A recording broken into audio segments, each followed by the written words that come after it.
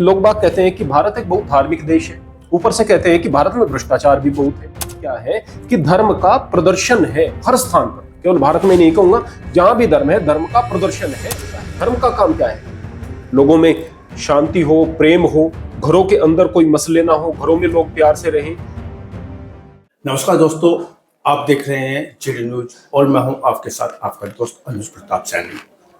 एक महत्वपूर्ण विषय को लेकर आज हम आपके साथ में जुड़े हैं और साथ में जीडी न्यूज के खास मेहमान हैं आनंद स्वामी जी, आध्यात्मिक गुरु हैं, बड़ी पकड़ रखते हैं। चर्चा होगी पाखंडवाद की और प्रहार भी किया जाएगा पाखंड पे और समाधान भी तलाशा जाएगा। क्या समाधान हो सकता है? तो गुरु जी आपका बहुत बहुत स्वागत है जीडी न्यूज में। समाज के लिए बहुत सुंदर विषय लेकर आने के लिए मैं आपको साधुवाद देता हूँ प्रियवर जी। गुरु जी शुरुआत यहीं से करते हैं कि तमाम धर्म और धर्म स्थान होने के बाद में भी सुख और शांति आखिर क्यों नहीं है दुनिया में? इसका कारण यह है प्रियवर कि अगर धार्मिक स्थान अपना काम सही तरीके से न करें, धर्मगुरु अपना काम सही तरीके से न करें और लोग भी गलत तरीके से पूजा उपासना इत्यादि करते रहें, तो फिर धर्म महत्वहीन हो जाता है। यही कारण है कि दुनिया में इतने सारे धर्म हैं, इतने सारे धार्मिक स्थान हैं, तो दुनिया में शांति नहीं है। भारतवर्ष के विषय में बात करें, कितने सारे यहाँ पर मंदिर, कितने सारी मस्जिदें, कितने सारे अन्य धार्मिक स्थान हैं, लेकिन बावजूद उसके बहुत सारा भ्रष्टाचार भी है। मैं अक्सर एक बात देखता हूं कि लोग बाग कहते हैं कि भारत एक बहुत धार्मिक देश है, ऊपर से कहते हैं कि भारत में भ्रष्टाचार भी बहुत है। अरे भाई, या तो धार्मिक है या फिर भ्रष्टाचारी है।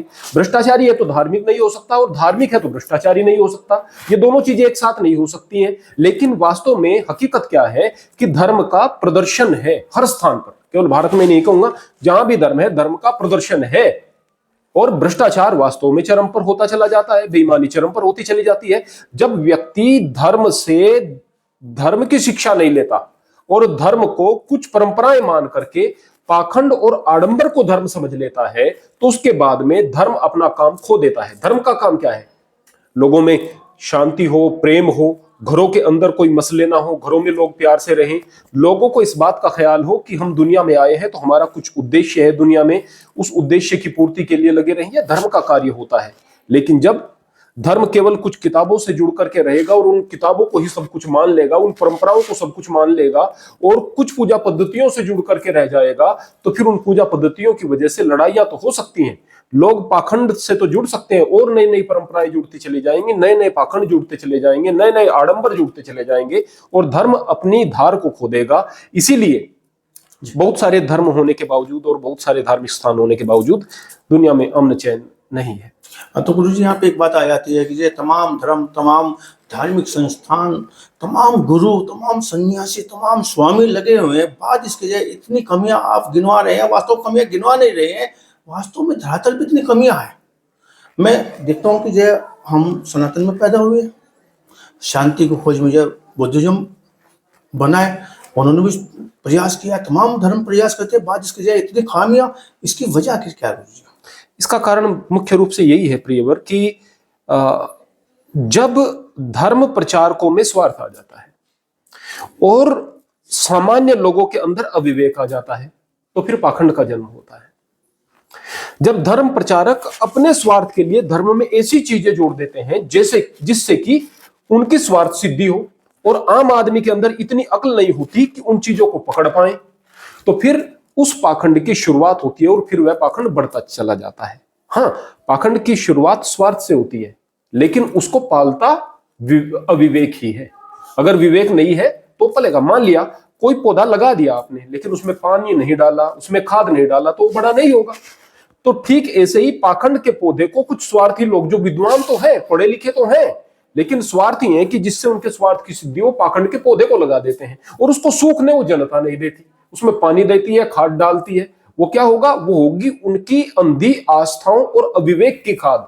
उससे वो पाखंड का पौधा खूब पनपता है। यही कारण है कि पाखंड चले जाते हैं। कहीं ना कहीं समन्वय बना हुआ है, लेकिन सवाल उठ जाता है कि यह पाखंड और आडंबर आखिर क्या है या इसकी परिभाषा क्या है, जन्मता कैसे है? सबसे पहले मैं आपको बता दूं कि पाखंड कहेंगे कि जो आप हैं वो नहीं दिख रहे, उसके अलावा दिखने का प्रयास कर रहे हैं, ये पाखंड है। एक बुरा आदमी है और वो ये कह रहा है कि मैं तो बुरा हूं, तो पाखंडी नहीं है। एक आदमी चोर है वो कह रहा है मैं चोर हूं, तो पाखंडी नहीं है। पाखंडी कौन है? जो है तो चोर और कह रहा है मैं ईमानदार हूं, है ना। अंदर चल तो वासना रही है और उपदेश ब्रह्मचर्य के कर रहा है। अंदर चल तो अधर्म रहा है और धर्म गुरु बना बैठा है। दिमाग में चल तो पैसा रहा है, पैसा मिले, दुनिया से पैसा मिले, और लोगों को त्याग का उपदेश कर रहा है। इसको कहते हैं पाखंड। यानी आपको पता है कि आप गलत हैं, आपको पता है सच्चाई कुछ और है और दिखाने की कुछ और कोशिश कर रहे हैं, यह है पाखंड। फिर आडंबर क्या है कि आप जो हैं उससे बढ़कर के दिखा रहे हैं। यानी आप थोड़े ईमानदार हैं तो ज्यादा ईमानदार अपने आप को दिखा रहे हैं। बेईमान नहीं है, थोड़े ईमानदार है। आप थोड़े ताकतवर हैं लेकिन ज्यादा ताकतवर अपने आप को दिखा रहे हैं। आप थोड़े पैसे वाले हैं, ज्यादा पैसे वाले दिखा रहे हैं। इसको कहते हैं आडंबर।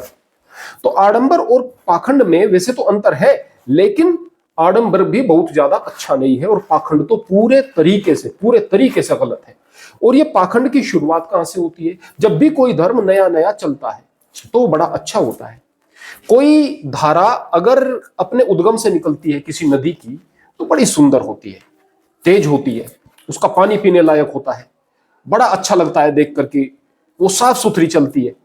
लेकिन तीव्रता है, धार है, पवित्रता है। लेकिन जैसे ही मैदान में गई, अब उसमें धार नहीं रही है, वो फैल कर चलेगी, लेकिन मैदान की गंदगी को भी अपने अंदर समेट लेगी। बहुत सारी गंदगी उसमें आ जाएगी और बहुत दूर चलकर तो फैलाव तो बहुत हो जाएगा, धारा में तेजी नहीं रहेगी और पानी तो बिल्कुल मटमैला हो जाएगा, गंदा हो जाएगा, पीने लायक नहीं रहेगा। ठीक ऐसे ही धर्म चलते हैं तो अच्छे उद्देश्य को लेकर चलते हैं, लेकिन धीरे धीरे उसमें बहुत सारी परंपराएं, बहुत सारी इंप्योरिटीज मिल जाती हैं, फिर वो धारण करने योग्य नहीं रहता। फिर तो जैसे गंदी वो नदी का कोई पानी पिएगा बीमार होगा, वो धर्म ही बीमार करते रहते हैं लोगों को। और वो जो धर्म है वो लड़ाते रहते हैं, धर्म के नाम पर लड़ाई होती रहती है।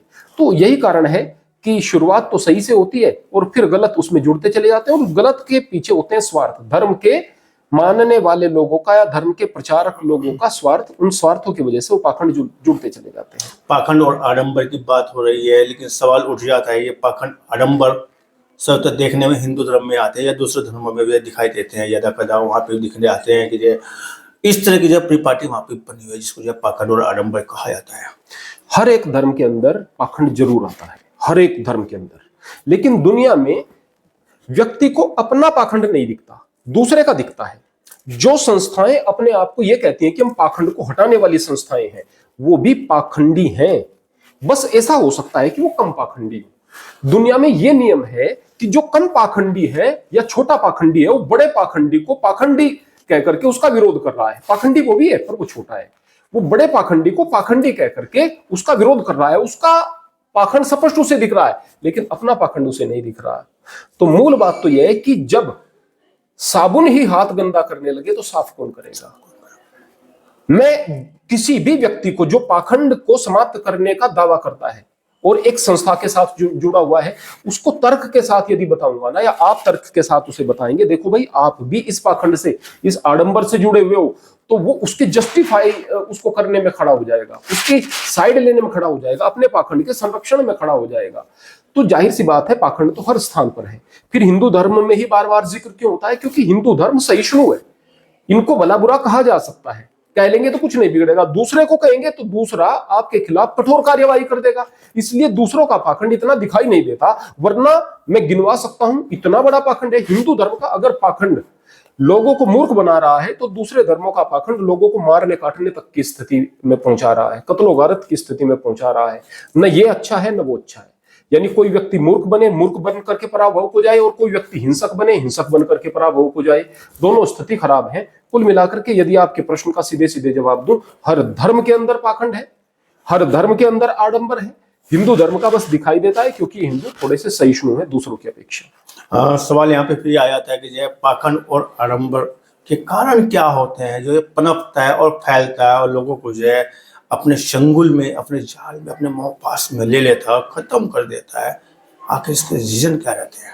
जैसा कि मैंने पहले भी बताया था कि स्वार्थी लोग इसको शुरू करते हैं और फिर जनता इसको पालती पोसती है। मैं सीधे सीधे यहां पर एक बात और बताऊंगा कि अक्सर कह देते हैं कि धर्मगुरु इस पाखंड के कारण है, ये धर्मगुरु हमें गलत रास्ते पर लेकर जाते हैं। बिल्कुल सही कहा आपने, धर्मगुरु स्वार्थी होंगे और आपको गलत रास्ते पर लेकर जाएंगे। लेकिन मैं आपको एक और बात बता दूं, दुनिया में इतने सारे धर्मगुरु, इतने बेहतरीन साधु संत हैं जो आपको अच्छी बात बताना चाहते हैं, लेकिन आप सुनना नहीं चाहते। इसीलिए वो छोड़ करके तपस्या में कई जंगलों में चले जाते हैं, क्योंकि कहते हैं भगत का और जगत का संसार में बैर रहा है। जो सच कहने वाला है उसको कोई पसंद नहीं करता है। अगर आप सच सुनने वाले बन जाएंगे ना, तो फिर सच कहने वाले भी आपके सामने आएंगे। मेरे एक परिचित थे, वो परिचित मुझे गुरु भाई कहते थे और बड़ा सम्मान मेरा करते थे। मैं देखता था कि वो पाखंड पर बड़ा अच्छा बोलते थे और उस पाखंड से नफरत करते थे।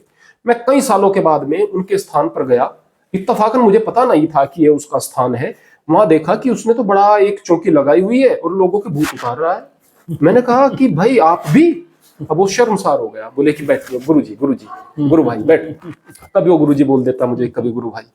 अब उस लोग बाग इधर उधर हुए, उसने अलग से बैठा है। उसने कहा कि मैं कुछ नहीं कर रहा हूं, लोग नाली में दूध डाल रहे हैं, मैंने बीच में ओक लगाई है। गांव में इसे ओक कहते हैं, किस तरह से हम पी ले। लोग नाली में दूध डाल रहे हैं, मैंने तो बीच में ओक लगाई है। मैं ये ओक हटा भी लूंगा तो भी नाली में जा रहा है, तो भी नाली में जा रहा है।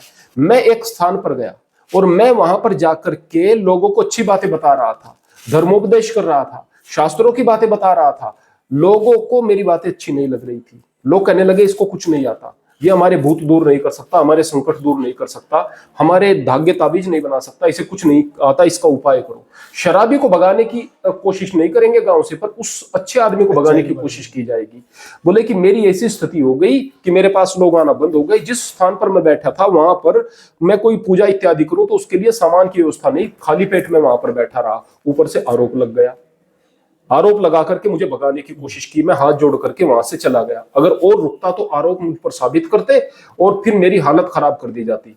बोले कि गुरुजी आप तो अपने स्थान पर बैठे हुए हो और अपना आपका काम है, उससे आप आत्मविश्वास के साथ बात कह सकते हो, वरना धरातल पर ऐसा नहीं होता है। एक बार किसी धार्मिक स्थान पर जा करके सच बोल करके दिखाओ, आपको जनता छोड़ेगी नहीं, जनता आपकी हालत खराब कर देगी। आपको झूठ बोलना पड़ेगा, लोगों को बेवकूफ बनाओगे तो ये लोग आपको संरक्षण भी देंगे और आपकी सेवा भी करेंगे। तो भाई मैंने कोशिश करके नहीं देखी, ऐसा नहीं है, कोशिश करके देखी है, लेकिन अंत तो गतवा यहीं पर आना पड़ा है। तो मैं एक बात ये कहूंगा कि हम बार बार सीधे सीधे जो है धर्म गुरुओं पर आरोप लगा देते हैं कि देखो धर्म गुरु ऐसे हैं ऐसे हैं, वास्तव में ऐसे हैं। चारों ओर पाखंडी दिखाई देंगे, गाली देने वाले, शराब पीने वाले, अपशब्द कहने वाले साधु संत दिखाई देंगे, लेकिन वो क्यों हैं? क्योंकि तुम्हें चाहिए ही ऐसे, इसलिए हैं। यदि आप लोग उनका तिरस्कार करना शुरू कर दोगे और अच्छे लोगों का सम्मान करना शुरू कर दोगे तो जाहिर सी बात है अच्छाई बढ़ने लगेगी। अब यहां पर जो मैं ये बात कह रहा हूं, यहां पर भी कुछ लोग कहेंगे कि देखो इन लोगों को अपना सम्मान चाहिए इसलिए कर रहे हैं। भाई हमें नहीं चाहिए, हमारा अपना स्थान है, हमारा अपना काम है, अपना काम करते अपने स्थान पर रहते हैं। मैं तो चाहता हूं मुझे कोई अपने कार्यक्रम में बुलाए नहीं। जो कोई बुलाता है मुझे लगता है यार एक और आफत सर पर आ गई और मेरे पास कोई आए नहीं। मैं चाहता हूं, हाँ आप अच्छी बात पूछ रहे हैं, अच्छी बात कहना हमारा कर्तव्य है। मेरा कहने का मतलब है कि समाज का सुधार हो, समाज के सुधार के अलावा हमारी कोई जिज्ञासा नहीं। नहीं, मीडिया भी अपने दायित्व से जो है बच नहीं सकती और जेडी न्यूज जो है हमेशा ऐसे मुद्दे लेके समाज के बीच में आता है माध्यम से आप लोगों के। लेकिन देखा जाए तो जो पोषकता तो जनता ही दे रही है पाखंड को और आडंबर को, जैसा आप बता रहे हैं। लेकिन सवाल ये उठ जाता है कि जो चंगुल में फंस गया है पाखंड के, आडंबर के, बचाव कैसे किया जा सकता है या इन पाखंड और आडंबरों को खत्म कैसे किया जा सकता है? सर्वप्रथम हम विज्ञान को पढ़ें और बच्चों को पढ़ाएं। जब बच्चे पढ़ रहे हों और बच्चे चीजों को जान रहे हों और वो सही तर्क करें तो उनको आगे से बहकाए नहीं। मान लिया एक बच्चा स्कूल में जाकर के पढ़ता है कि देखो भाई सूर्य ग्रहण चंद्र ग्रहण जो है इसलिए हो जाता है क्योंकि धरती सूरज और चंद्रमा एक दूसरे की सीध में आते हैं तो एक दूसरे के प्रकाश को बाधित करते हैं, तो जाहिर सी बात है सूर्य ग्रहण चंद्र ग्रहण होते हैं। लेकिन घर पर आकर आप कहेंगे कि देखो भाई अब सूर्य ग्रहण है, आज घर से बाहर मत निकलना। बोले ये क्यों? क्योंकि राहु और केतु जो है सूर्य को और चंद्रमा को खा रहे हैं, ग्रस रहे हैं, उन पर बड़ा संकट आया है, दान पुण्य करेंगे उनका संकट कटेगा। अगर आप ऐसी बातें बच्चों को बता रहे हैं और बच्चा कहेगा कि नहीं ऐसा ऐसा गुरुजी ने बताया, नहीं वो बात गलत है, तो आप उसे पाखंड में यदि फंसा रहे हैं तो बिल्कुल गलत बात। यदि विज्ञान कोई बात कह रहा है उस विज्ञान की बात को मानो। दूसरी बात, तर्क की बात अगर कोई आपके सामने कर रहा है तो ऐसी बात नहीं कि दिमाग तर्क को नहीं पकड़ता, खुले मन से उसकी बात को सुनो और उसको स्वीकार करो। तीसरी बात कि कभी भी आप ऐसा मत समझो कि आपको परमात्मा से जुड़ने के लिए किसी मीडिएटर की आवश्यकता है। मेरी भी आवश्यकता नहीं, आपकी आवश्यकता नहीं, किसी की आवश्यकता नहीं। आप हैं, आप सच्चे दिल से परमात्मा के चरणों में जाएं, कहीं पर भी उसकी कल्पना करके बैठ जाएं, वहीं पर परमात्मा है। मंदिर में जाएं, आपकी मर्जी, साकार को माने निराकार को माने, पूजा पद्धति आपकी मर्जी, लेकिन केवल एक बात कहें, मेरे परमपिता परमात्मा तू है और तू मेरा दयालु पिता है, मुझे पता है मेरे संकट तू हरण कर सकता है। मैं पापी हूं, मैं अधम हूं, मुझसे पाप होते हैं प्रभु, मुझे पापों से बचा कर रखना, मुझे अच्छे रास्ते पर चला करके रखना, मैं आपका बच्चा हूं, मुझे क्षमा करते रहना। 2 आंसू बहा दें, हो गई पूजा। अब किसी दूसरी चीज की आवश्यकता तो नहीं रही, समय की आवश्यकता नहीं सर। किसी चीज की आवश्यकता नहीं। जी। अगर आप इस तरह से अपने जीवन को लेकर चलोगे, सबसे पहले खर्च बचेगा। धर्म के रास्ते पर चलने के लिए खर्च की जरूरत नहीं। दूसरी बात, आप मूर्खों के चंगुल में आने से बचेंगे। तीसरी बात, आप भय से बचेंगे, आपके भविष्य में ये होगा, आपकी कुंडली में काल सर्प योग है, आपकी कुंडली में ये है, पता नहीं क्या क्या चीजें आपको बता देंगे। बोले कि आपकी शादी होने वाली है, इसमें तो आपकी कुंडली में मंगल दोष है। जैसे कि मंगल का काम, वो इतनी दूर धरती से ग्रह है, उसका काम केवल लोगों के विवाह में टांग अड़ाना है, बस ये है। तो आप इन चीजों में तो भांजी बोलते हैं, मंगल ग्रह भांजी मारने का काम कर रहे हैं। तो अगर आप इन चीजों में पड़ोगे तो इन सारे अंधविश्वासों से बचोगे, जीवन आसान होगा और फिर आपको वास्तव में मार्गदर्शक भी ऐसे मिलेंगे। दूसरी बात ये कि हम हिंदू धर्म में अक्सर हमने कर दिया कि इतना आसान हो गया धर्मगुरु बनना कि कोई आदमी चोर है, कोई आदमी जार है, कोई आदमी छिपता फिर रहा है, किसी आदमी का कोई कुछ नहीं रहा, कोई रास्ता नहीं सूझा, सीधे से साधु बन जाओ। अब कैसे भी साधु को स्वीकार कर लिया जाएगा, उसको सर पर बैठाया जाएगा। मूर्ख है चलेगा, गंजेड़ी है चलेगा, भांग पीता है चलेगा, वो गुटखा वगैरह खाता है, बीड़ी पीता है चलेगा। आपके कुछ फिल्टर्स भी हैं या नहीं है? तो फिल्टर्स लगाओ ना भाई। जो चीज आप अपने बच्चों को रोकते हो करने से, तो साधु तो उससे दूर रहना ही रहना चाहिए। खुद में अगर बहुत ज्यादा चरित्र बढ़िया होगा तभी तो दूसरों को आप ज्ञान दे सकते हैं। तो साधु के लिए कुछ पैरामीटर्स आप लोगों को बनाकर रखने चाहिए। वो सच्चरित्र हो, वो श्रेष्ठ हो, वो कुछ जानकार हो, वो पाखंडों से बचने वाला हो, तो फिर समाज ही तो बनाएगा ना चीजों को। तो थोड़ी सी समझ आप करें, थोड़ी सी समझ साधु लोग करें, थोड़ा सा विवेक से काम आप लोग लें, खुले दिमाग से चीजों को सोचें, तो जाहिर सी बात है पाखंड का समूल विनाश हो जाएगा। और जब पाखंड का विनाश हो जाएगा तो धर्म की भी प्रगति होगी, देश की भी प्रगति होगी, समाज की भी प्रगति होगी। तो हमारे साथ में आध्यात्मिक गुरु आनंद स्वामी जी कह रहे हैं कि जो चीज कसौटी पे खरी उतर जाती है उसको अपना लीजिए और बचाव कीजिए, पाखंड से, आडंबर से बच कर रहिए, अपने जनों को बचा कर रहिए। और ऐसे आध्यात्मिक गुरु, फर्जी गुरु जो होते हैं उनसे बचिएगा, उनकी बात मत मानिएगा। कसौटी पे नहीं खरा उतरता उसको उठा दीजिए, उखाड़ फेंक दीजिए, ऐसा इनका मानना, ऐसा इनका कहना। बात करने के लिए, चर्चा करने के लिए आपका बहुत बहुत धन्यवाद। बहुत बहुत